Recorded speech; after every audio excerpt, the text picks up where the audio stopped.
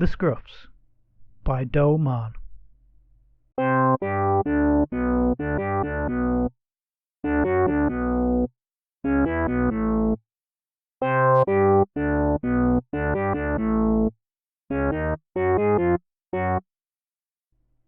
Chapter 1. A Scruffy Introduction. Between grot and grime, under scum and slime, plopped atop muddy mounds of hair, lived the Scruffs in their stinking lairs. The Scruffs, as they hated to be called, were greasy, rat-like furballs of all that reeks and rots and slops. Their small, squat bodies were covered in hair, long brown and black strands of matted, mangled fur. Their beady eyes, small and squinty, were plopped atop their pointed heads, from which jutted large, crooked beaks, filled with broken, brown, and rotten teeth. Upon their beaks sat heavy brows, which wore fearful frowns or sinister scowls. Some Scruffs wore wigs to cover bald heads, which they weaved from wool and straw. Others wore clothes, such as hats and coats, but most wore none at all. From their fronts bulged pink pot bellies, which they loved to scratch, and raked their claws through their infested fur, searching for a snack. They stank of a rank and rotten reek, like cabbage and composting crud, with breath that was pungent, putrid, and foul. A yellow mist spewed from their unclean mouths. They avoided ever taking baths, and never brushed their teeth, nor cleaned the spots behind their ears, or their sweaty, stinking feet. They loved their stench. To them foul was fair, a precious pong, which they held dear. They slept and lazed through most of the days, avoiding hard work at all costs. They were vain and proud, inconsiderate and loud, greedy, gluttonous, boastful and brash. They squabbled and scuffled, wrestled and tussled, and fought between themselves constantly. Sneaky and sly, they schemed and told lies, stealing from each other most of the time, cheating their sisters and brothers and their own scruff mothers, living together but repelling one another.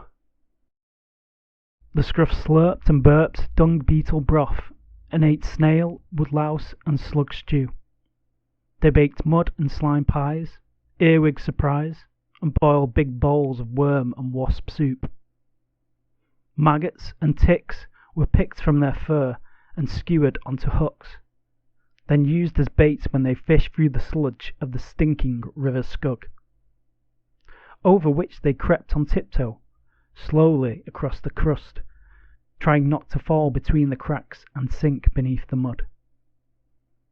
The Skug churned along, curdled and black, flowing slowly like molten rock. Through the grubber valley it snaked and wound, between the strewn marshes and bogs. They bubbled and burped up a fetid, foul fog that floated far and wide. From the valleys it funneled upon the breeze, a poison wind bringing sickness and disease. On the sticky silt of the Skug's slimy banks, the Scruffs had built a town, a sloppy mess named Scruffyness, made from mixed mud, twigs, and stone.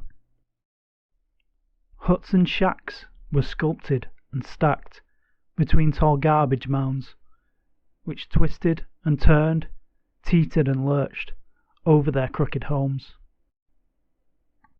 Old black wooden beams held up their hairy roofs. They found the logs submerged in the bogs, which had petrified the wood. The hut's thick, thatched hoods of foraged fur were scattered, straggled, and untidy. The scavenged fur, fuzz, and hair was tightly bundled, dense, and wiry. Weaved in between were scraps of trash, which hung like baubles upon a branch. Stacked stone chimneys spiralled high. Above the huts they filled the sky with wibbling, wobbling, interlocking piles of rocks and mud and luck, spewing thick black smoke and poisonous soot, which blew over the town and choked the Scruffs. Slimy streams of sewage slowly trickled through the maze of alleyways and muddy lanes, which cut across the hillside where the huts were laid. Bubbling and churning, the foul flow dribbled on, down the hill towards the town and the River Skug below. There was one thing the Scruffs loved, and that thing was stuff. Stuff of all shapes, colour, and size. Any stuff that gleamed, glared, or shined. All thingamies, gubbins, gizmos, and knickknacks, with whatsits and whatnots, doodahs and doodads. To a scavenging Scruff, there was never enough of the thing they craved most, shiny new stuff. Old stuff was thrown into heaps on the ground, which spilled down the valley side. The mountains of litter sprawled over the town, twinkling in the light.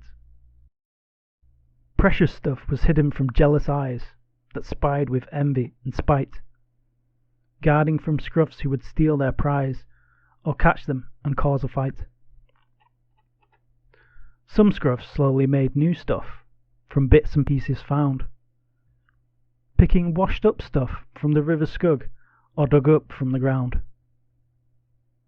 They smelted metal and chopped up wood to make their simple tools, like shovels and spades, knives with sharp blades, hammers, axes, and spoons. Barrels were built and glass bottles were blown from melting the sand from the Skug. Itchy clothes were spun and weaved from the wool of the itchgitch bug. It was a huge and hefty beetle that bumbled between the bogs, as big as a cow and just as gentle, with long tangled hair like a mop. Its legs were long, with wide webbed pads, which helped it walk through thick, sticky sludge. There it ate up crunchy weeds and reeds that grew from the rich black mud. They roamed along the river bank and between the bubbling swamps, where the trees had been uprooted, burnt down, or chopped. The Scruffs had cleared all the low-lying ground, leaving only a small wood upon the hill above the town.